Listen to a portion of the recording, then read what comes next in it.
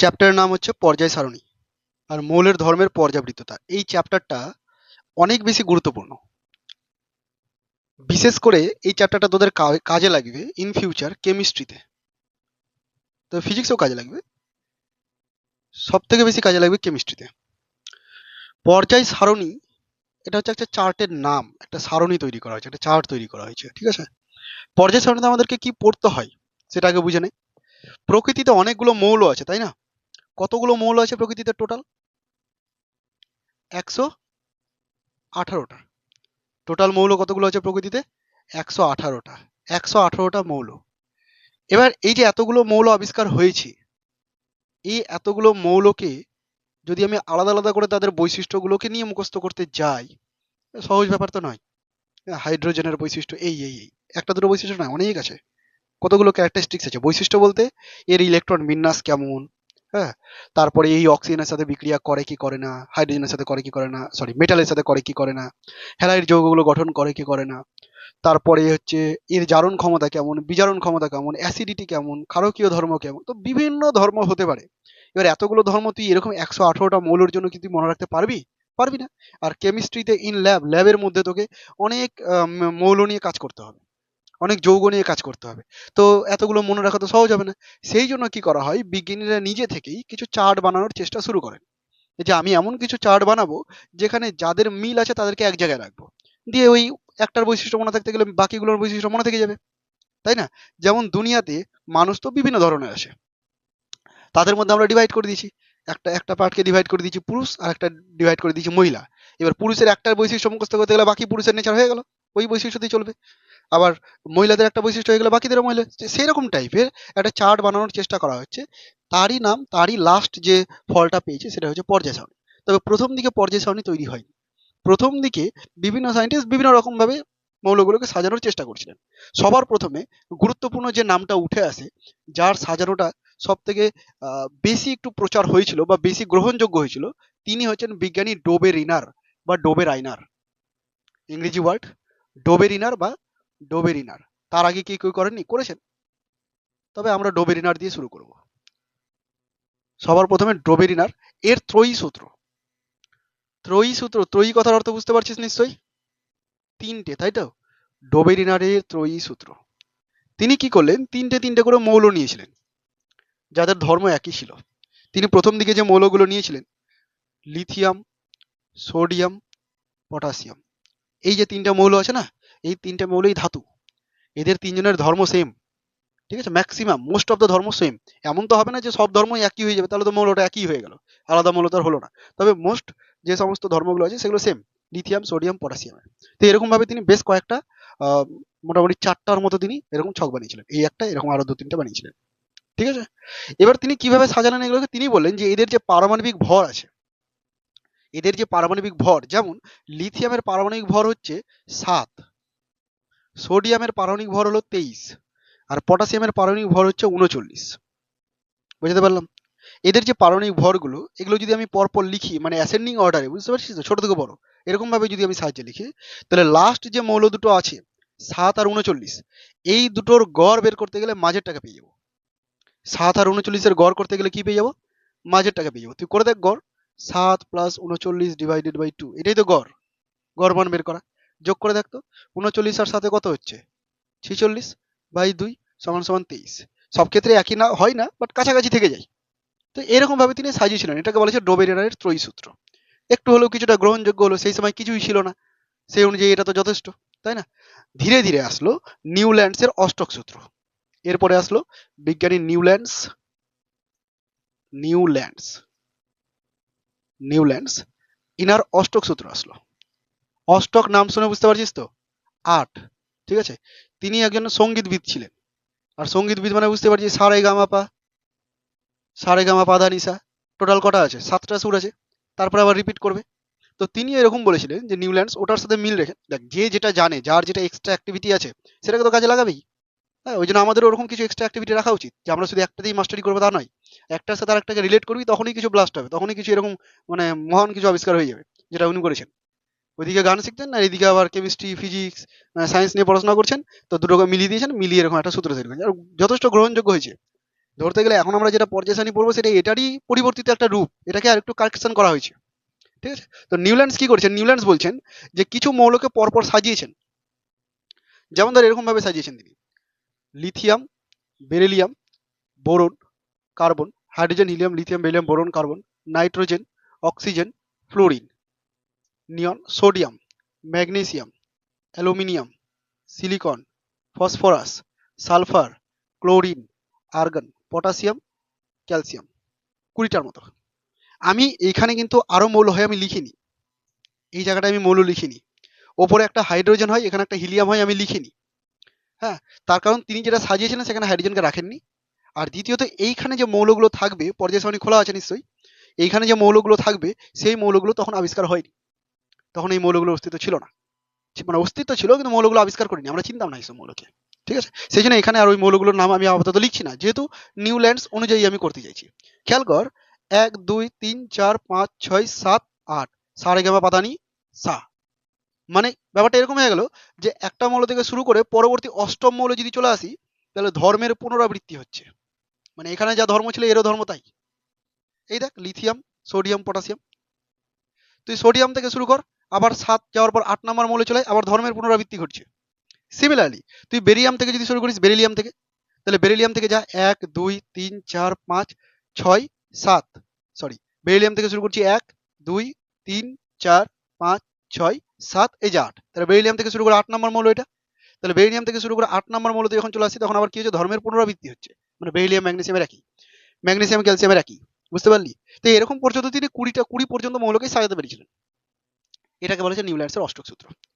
ঠিক আছে, নিউল্যান্ডস কি করেছিলেন, যে কিছু মৌলগুলোকে যদি তাদের পারমাণবিক গুরুত্ব অনুযায়ী সাজানো যায়, তাহলে ওই মৌলগুলোর পরবর্তী যে 8 নম্বর মৌলটা আসবে সেই 8 নম্বর মৌল তার ধর্মের পুনরাবৃত্তি ঘটবে। ক্লিয়ার হলো? তাহলে এতক্ষণ পর্যন্ত আমরা দুটো সূত্র বললাম, একটা ডোবেরাইনারের ত্রয়ী সূত্র করলাম, আর একটা করলাম নিউল্যান্ডসের অষ্টক সূত্র। এগুলো সব প্রথম দিকে ছিল, যে সময় কিছু আবিষ্কার হয়নি তখন এগুলো গ্রহণযোগ্য, তাহলে ডোবেরাইনারকে বাদ দিয়ে এটাই বেশি গ্রহণযোগ্য হয়ে গেল। বুঝতে পারলি? এবার ধীরে ধীরে আরো অনেক মৌল আবিষ্কার হচ্ছে, এর পরবর্তী যে মৌলগুলো পড়েছিল এখানে সেই মৌলগুলোর ক্ষেত্রে আবার এই নিয়মটা খাটছে না, তখন আবার 8টা মৌলের পরে গিয়ে মিলছে না, 18টা মৌলের পরে গিয়ে মিলছে। তারপর আবার কিছু দূর যাওয়ার পর 32টা মৌলের পরে গিয়ে ধর্মের মিল আসছে, তাহলে কোনো পার্টিকুলার নিয়ম হলো না। তাহলে এটাও কিন্তু খুব একটা বেশি গ্রহণযোগ্য হলো না, কিছু দূর পর্যন্ত মনে রাখার জন্য ঠিক আছে। বোঝাতে পারছি আমি তোদেরকে? ক্লিয়ার হলো? নিউল্যান্ডসের অষ্টক সূত্রের পরবর্তীতেই আরো অনেক আছে, আমি সবগুলো উল্লেখ করছি না, এবার কেউ বসে থাকবেন না, সব রেসারেসি লেগে আছেন বিজ্ঞানীদের মধ্যেও। হ্যাঁ, কে কেমন ভাবে কতটা আবিষ্কার করতে পারে, কে কার নাম ছড়াতে পারেন, তো এরকম ভাবে লেগে আছে। তার মধ্যেই গুরুত্বপূর্ণ মানে উঠে আসলো দুটো নাম, একটা হচ্ছে বিজ্ঞানী লোথার মেয়ার, একটা বিজ্ঞানী লোথার মেয়ারের নাম উঠে আসলো, আর একটা বিজ্ঞানীর নাম উঠে আসলো মেন্ডেলিভ। মন দিয়ে শুনবি, একটা বিজ্ঞানীর নাম উঠে আসলো লোথার মেয়ার, আর একটা বিজ্ঞানীর নাম উঠে আসলো মেন্ডেলিভ। এবার মজার বিষয় হলো, লোথার মেয়ার আর মেন্ডেলিভ দুজন একই সূত্র দিয়েছেন, মেন্ডেলিভ দুজন একই সূত্র দিয়েছেন, এবং দুজন একে অপরের দেখাদেখি করে দেননি, এমন নয় যে দেখাদেখি করে নিয়েছে যে ওরটা দেখে আমি এটা বলে দিলাম। সেম সূত্র দিয়েছেন, একই টাইমে দিয়েছেন, মানে একদিন আগা পিছা, আজকে আমি দিলাম পরের দিন উনি দিয়েছেন।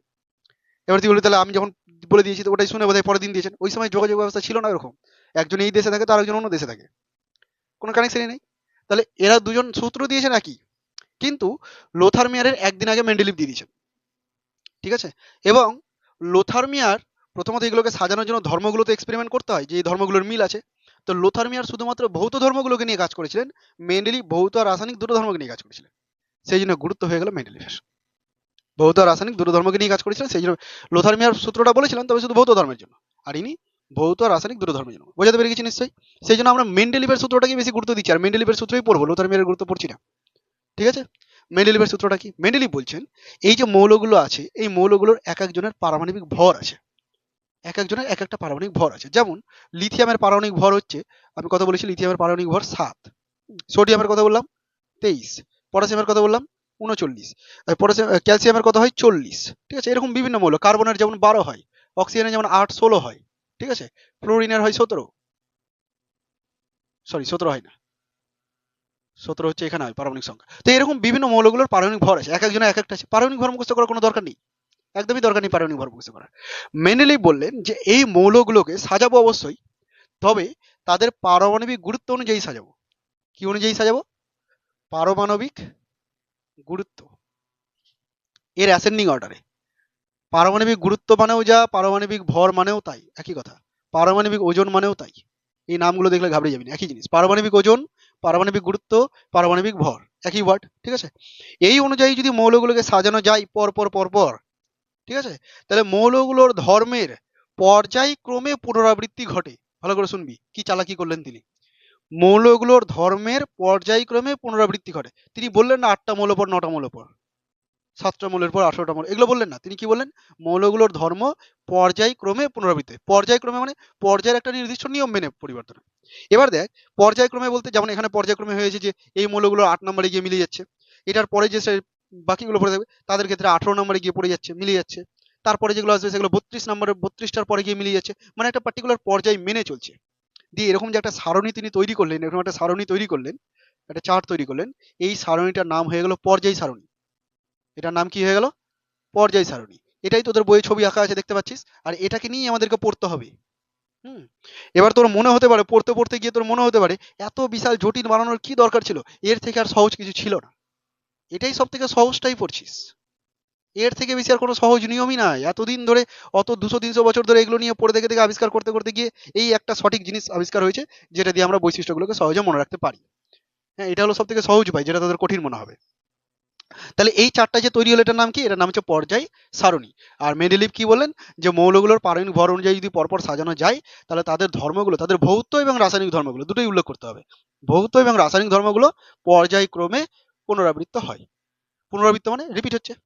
মানতে পেরে গেছিস নিশ্চয়ই? আচ্ছা, মেন্ডেলিভের যে পর্যায় সারণীটা ছিল, সেই পর্যায় সারণীতে এই জায়গাটাই ছিল হাইড্রোজেন, এখানে হাইড্রোজেন ছিল, ঠিক আছে?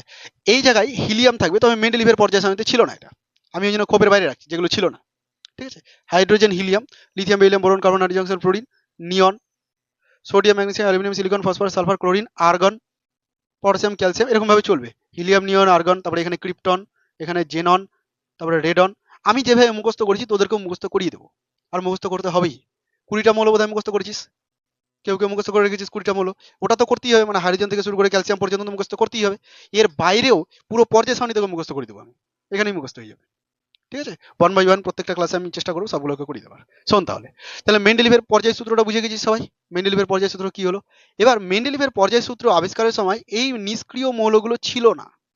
হিলিয়াম, নিয়ন, আর্গন, ক্রিপ্টন, জেনন, রেডন, এগুলো হচ্ছে নিষ্ক্রিয় মৌল। নোবেল গ্যাস বলা হয়। কি বলা হয় এগুলোকে? নোবেল গ্যাস, মানে নিষ্ক্রিয় মৌল।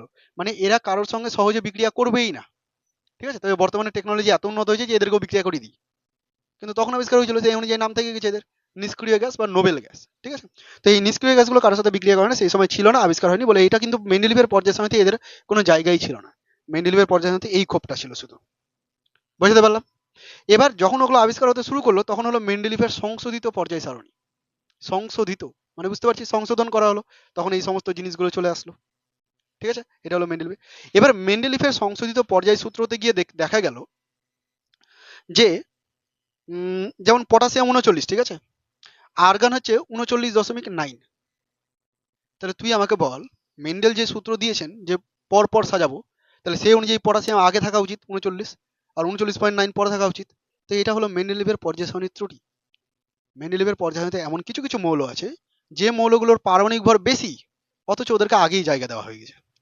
তো মেন্ডেলিভ মানে এর রিজন কি দিয়েছিলেন, যুক্তি কি দিয়েছিলেন? তিনি বলেন যে আমি ধর্মগুলোকে বেশি গুরুত্ব দিচ্ছি, যে আর্গনের ধর্ম এদের সাথে মিলছে, তো ইনি এখানে থাকবে, মানে আর্গন এখানে রাখতে হবে। কারণ আর্গনকে যদি এখানে ঢুকিয়ে দিই, এদের ধর্মের সাথে মিলবে না। তো তিনি কাকে গুরুত্ব দিয়েছেন? ধর্মকে গুরুত্ব দিয়েছেন। বুঝতে পারলাম? তো মেন্ডেলিভের পর্যায় সারণী এরকম কিছু ত্রুটি আছে। শুধু ত্রুটি বললে হবে না, মেন্ডেলিভ পর্যায় সারণীর গুরুত্ব অনেক বেশি। তিনি এমন এমন জায়গা ফাঁকা রেখে দিয়েছেন, এই সমস্ত জায়গাতে এরকম ফাঁকা রেখে দিয়েছেন। তিনি বলেছেন এই জায়গাটা ফাঁকা থাকবে, এখানে একটা মৌল বসবে, ভবিষ্যতে ওই মৌলটা আবিষ্কার করে নিতে পারবে কেউ না কেউ। এরকম তিনি ভবিষ্যৎবাণীও করে গেছেন। মানে এই ধর্মগুলোর সাথে মিল রাখতে রাখতে সাথে সাথে কিছু কিছু জায়গা ফাঁকা থেকে গেছেন। তিনি বলেন যে এখানেও কিছু কিছু মৌল আছে যেগুলো আমরা হয়তো এখন আবিষ্কার করতে পারিনি। এরকম কিছু তিনি ভবিষ্যৎবাণীও করে গেছেন, তাদের নামও দিয়ে গেছিলেন, পরবর্তীকালে আবিষ্কার হয়েছে। নিষ্ক্রিয় মৌল সম্পর্কে কিছু বলেননি, বাট এর ভিতরেই যেগুলো আছে সেগুলো সম্পর্কে তিনি বলে গেছেন। তাহলে গুরুত্ব বুঝতে পারলি নিশ্চয়ই। মেন্ডেলিভের পর্যায় সারণীর ত্রুটিটাও বুঝতে পারলি, যে কিছু কিছু মৌল যাদের পারমাণবিক ভর বেশি হয়েছে, তবুও তাদেরকে আগে স্থান দেওয়া হয়েছে, বাকিগুলোকে পরে দেওয়া হয়েছে। বুঝতে পারলাম মেন্ডেলিভের পর্যায় সূত্র।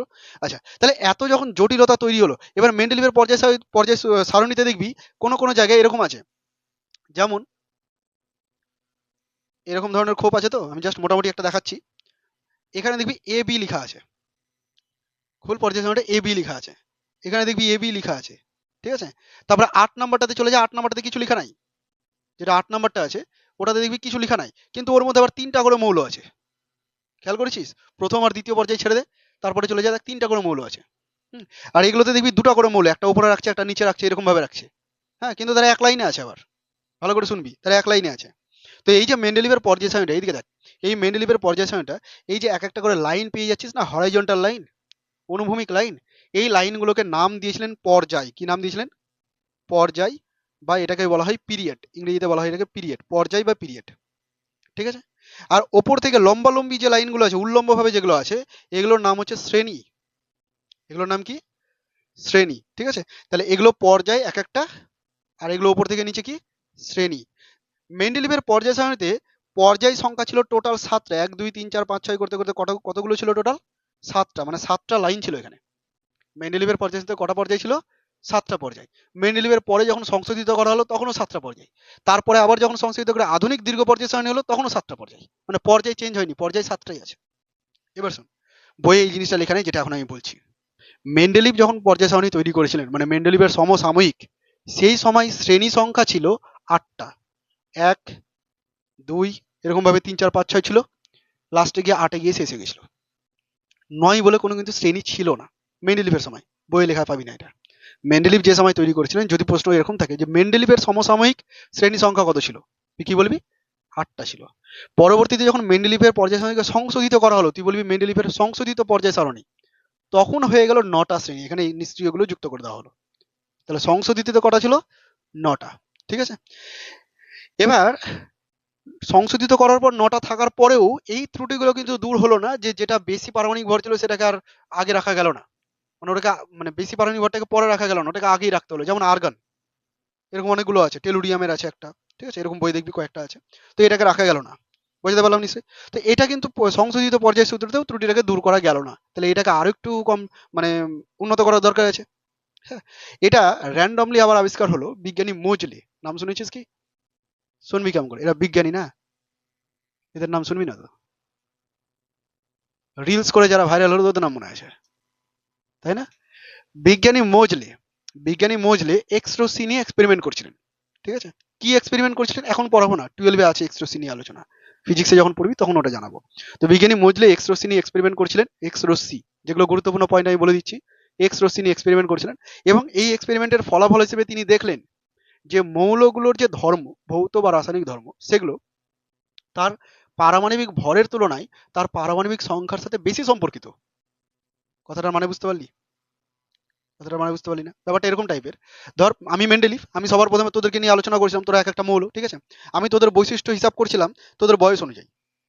হ্যাঁ, যে এই বয়সের গুলোর বৈশিষ্ট্য এরকম, ওই বয়সের গুলোর বৈশিষ্ট্য এরকম, এরকম ভাবে সাজালাম, দিয়ে কয়েকটা উল্টোপাল্টাও হয়ে গেল, মিলছিল না।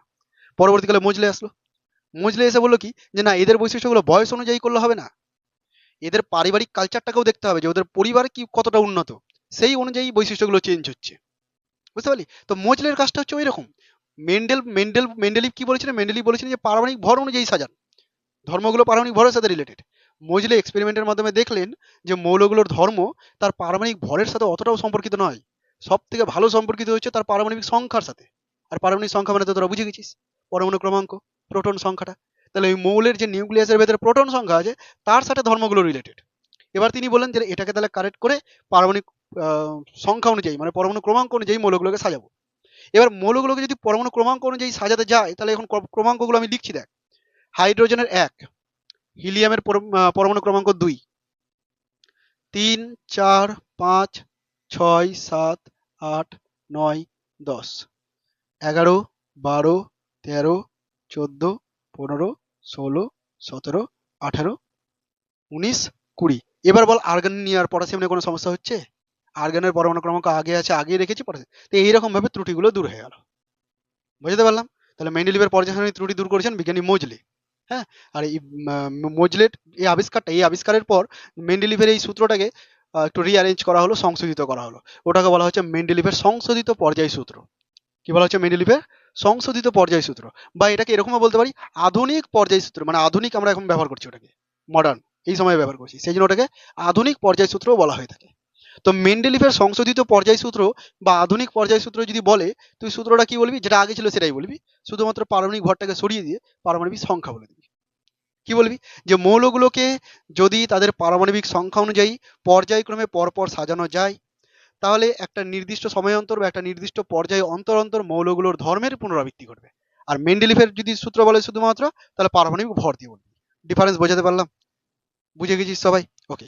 এবার এখান থেকে ত্রুটি একটু দূর করতে হবে। এটা তো পর্যায় সারণীর সংশোধিত রূপ ছিল, তাই না? যে একটা শ্রেণীর মধ্যে এ আর বি দুটো করে উপশ্রেণী ছিল।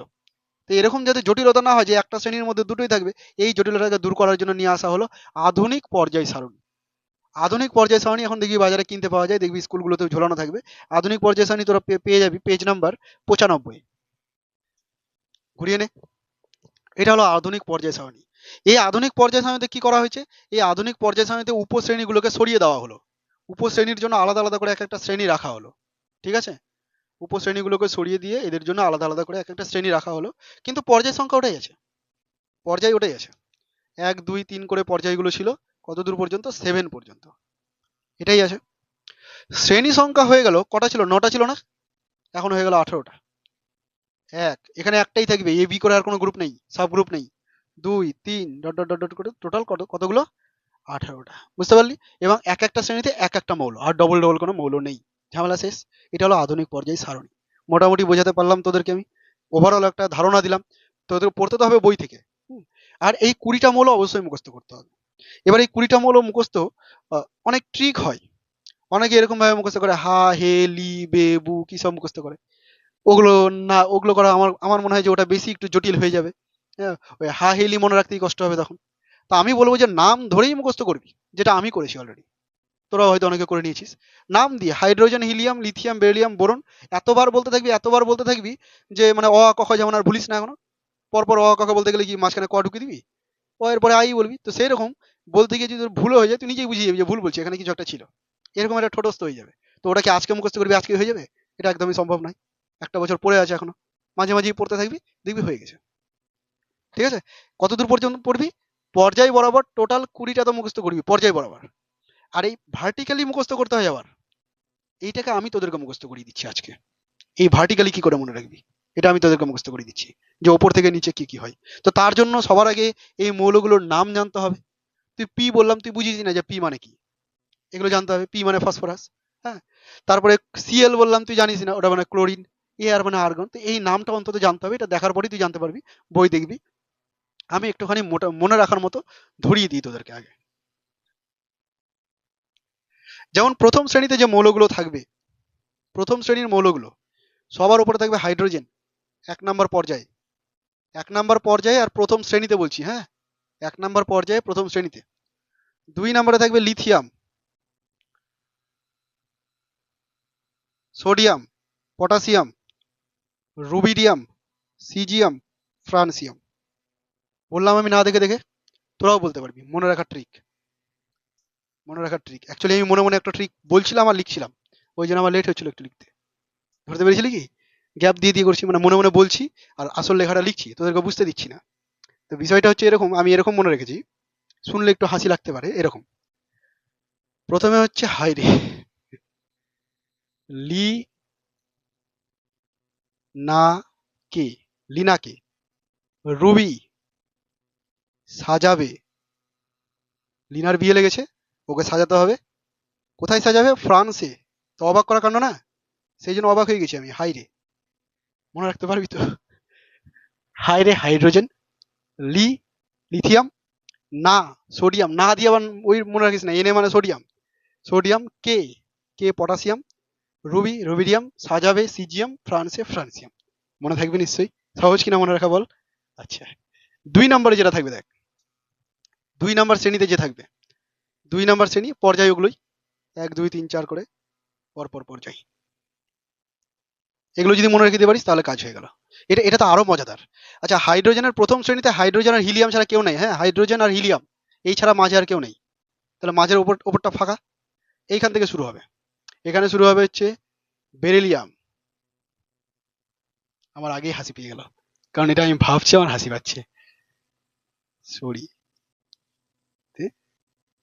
বলি এবার তাহলে, তোদের একটু হাসিয়ে দিই। প্রথমটা বেরিলিয়াম আছে। এইটা মনে রাখতে পারবি কিনা সবাই? পারবি নিশ্চয়ই। খুব সুন্দর একটা নাম। এইটা আগেও খুব ফেমাস ছিল, বিরিয়ানি আসার পরে এটা থেমে গেছে। হ্যাঁ, আচ্ছা এটা তো খুব একটা বেশি ইউজ করি না, বাট বাইরে ঘুরতে টুরতে গেলে আমরা এটাও নাম শুনি। হুম, তো এই তিনটাই খাবারই তুই পেয়ে গেছিস। এবার তুই কোনোদিন এগুলো খেতে পাসনি ধরে নে, প্রথম প্রথম পেয়েছিস, তুই কি করবি? একটু তো সরিয়ে রাখবি। কোথায় রাখবি সরিয়ে? বাটিতে রাখ, বাটিতে রাখ। মনে থাকবে? বিরিয়ানি, মোগলাই, কাবাব, সরিয়ে বাটিতে রাখ। Beryllium, magnesium, calcium, strontium, barium, radium. ঠিক আছে না? এগুলো লিখে নিবি সবাই। ঠিক আছে, তারপরে আরো মনে করাচ্ছি দেখ। প্রত্যেকটা শ্রেণীতে মুখস্থ হয়ে যাবে, আর প্রত্যেকটা শ্রেণী মুখস্থ করানোটা দরকার যদি তুই পর্যায় সারণী থেকে নাম্বার তুলতে চাস, পুরোটাই। কারণ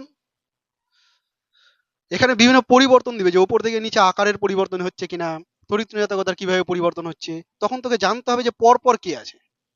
অল্টারনেট করে উল্টো পাল্টা বললে আর হবে না, পরপরই তোকে জানতে হবে, সেই কারণে এগুলো মুখস্থ করাচ্ছি আমি। ওকে, তাহলে 1 নাম্বার হয়ে গেল, 2 নাম্বার হয়ে গেল। ঠিক আছে, আচ্ছা এবার দেখ, এবার আমরা চলে যাব 13 নম্বর শ্রেণীতে। 13 নম্বর শ্রেণীতে চলে গেলাম, যে মাঝে 2 থেকে 12 কি দোষ করলো। বিষয়টা হচ্ছে এরকম, যে মেন্ডেলিভের পর্যায় সারণীতে, মেন্ডেলিভের পর্যায় সারণী, আধুনিকের কথা বলছি না, প্রথমটা মেন্ডেলিভের পর্যায় সারণীতে উপশ্রেণী ছিল তো, 1 এর এবি, 2 এর এবি, 3 এর এবি ছিল না? তো ওইখানকার যে মৌলগুলো আছে, 1 এর এ আর 2 এর এ, 1 এর এ তে যে মৌলগুলো ছিল আর 2 এর এ তে যে মৌলগুলো ছিল, সেই মৌলগুলোকে আমি 1 আর 2 তে লিখে রেখেছি, মানে দীর্ঘ পর্যায় সারণীতে, আধুনিক পর্যায় সারণীতে। তার পরবর্তীতে 3 থেকে শুরু করে 3 এর বি, 4 এর বি, 5 এর বি, এই যে মৌলগুলো ছিল সেগুলো সব হচ্ছে 13, 14, 15, 16 এইগুলোতে চলে এসছে। ঠিক আছে, বাকি যে এগুলো পড়ে থাকলো সেগুলো এদের মাঝে আছে, যেগুলোকে নিয়ে আমাদের এখন পড়তে হবে না, ওগুলো 20টা মৌলের মধ্যে পড়ছে না, তো আমরা ওগুলোকে নিয়ে পড়বো না। সেই জন্য 1, 2, তারপরে কোথায় চলে গেলাম, 3 বলতে 13, 14, 15, 16, 17, 18। বুঝতে পারলাম? ওকে, 13 নম্বর মৌলে কি করবি? তোকে তো বলেছি যে প্রথম পর্যায়টা ফাঁকা থাকবে সবার জন্য, তাই না? প্রথম পর্যায়টা সবার জন্য ফাঁকা থাকবে। সবার প্রথমে এখানে থাকবে boron, aluminium, germanium, indium, thallium.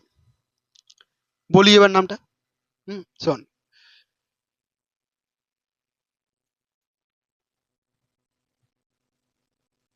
বাংলাদেশের আলী,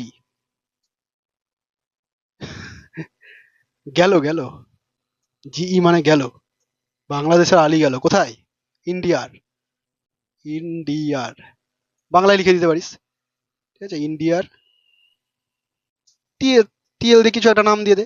আমি এরকম লিখেছিলাম ইন্ডিয়ার তালে, বাংলাদেশের আলী গেল ইন্ডিয়ার তালে। বা টিএল দিয়ে যদি তোর কোনো জায়গার নাম মনে থাকে তো ওটা দিয়ে ঢুকে দিবি এখানে, আরো বেটার হয়। ঠিক আছে, বাংলাদেশে আলী গেল ইন্ডিয়ার তেলেঙ্গানায় করে দে, ওটাই বেশি বেটার হবে, তাই না? তেলেঙ্গানায়। মনে রাখার ট্রিক, বাংলাদেশের বোরন, আলী, অ্যালুমিনিয়াম, গ্যালো, জার্মেনিয়াম, ইন্ডিয়ার, ইন্ডিয়াম, থ্যালিয়াম, তেলেঙ্গানায়। হয়ে গেল মনে রাখার ট্রিক। হ্যাঁ, দরকার নেই, আমি যতগুলো বলছি ততগুলো করবি। এরপরে আরো আছে, নিচে আরো আছে, করলাম না। আচ্ছা 13 করলাম, 13-র পরে এবার 14, 14, 14তে থাকবে কি কি দেখ, 14তে প্রথমেই থাকবে কার্বন, সিলিকন, গেলে সিমলা পাবে। এখানে অ্যালুমিনিয়ামের পর গ্যালিয়াম ছিল, হ্যাঁ, জার্মেনিয়াম ভুল করেছি আমি এখানে, এটা গ্যালিয়াম ছিল, দেখে না তো, গ্যালিয়াম ছিল, গ্যালো দিয়ে গ্যালিয়াম হবে, আর এখানে হবে জার্মেনিয়াম, জিই দিয়ে জার্মেনিয়াম, জি এ দিয়ে গ্যালিয়াম। হ্যাঁ, এটাও মনে রাখা সহজ। সি, সি উচ্চারণটা তোরা এখন মেসেজ ফেসেজ করিস না, তোকে যদি তুই যদি কাউকে লিখিস যে চল যাবো, চল বানান কি লিখিস? সিএইচ, বা সংক্ষেপে সি লিখলেই চলে। তো ওইখান থেকে চলো, কোথায় যাবি? সিমলা যাবি। কোথায় যাবি? সিমলা, চলো সিমলা। কেন যাবি?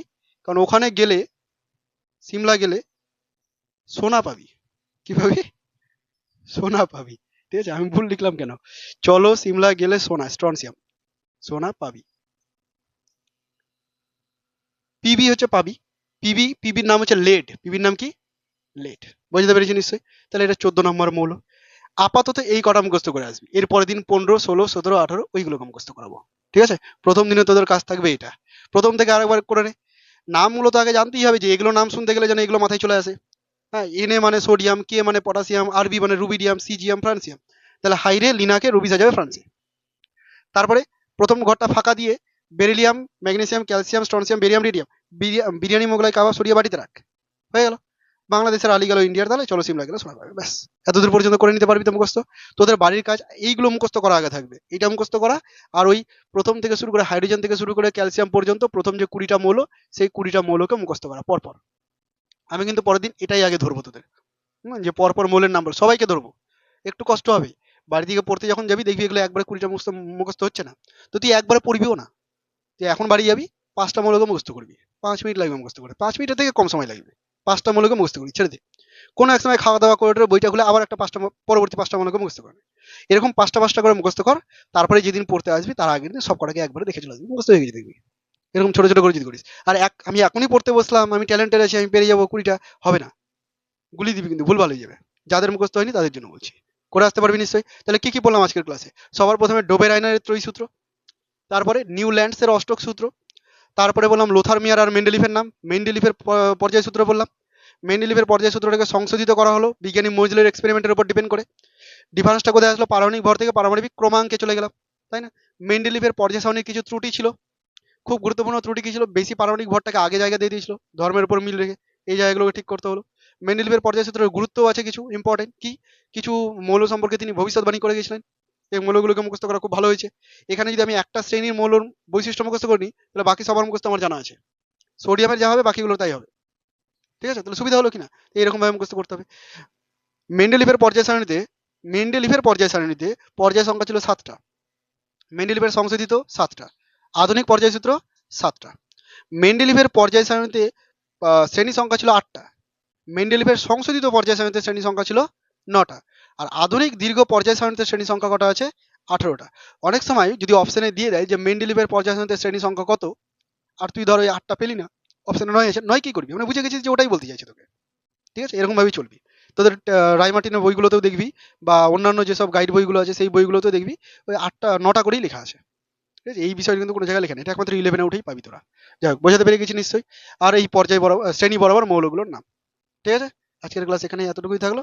নেক্সট এর পরের দিন আলোচনা করব হচ্ছে বিভিন্ন ধর্মগুলোকে নিয়ে। আমরা ধর্মের জন্যই তো এত কিছু পড়ছিলাম, সেই ধর্মগুলো কিভাবে পরিবর্তন হয়েছে সেইটা নিয়ে এবার পড়বো, সেটা নেক্সট আলোচনা হবে, ঠিক আছে? শর্ট ট্রিক দেখিয়ে দেওয়ার পর।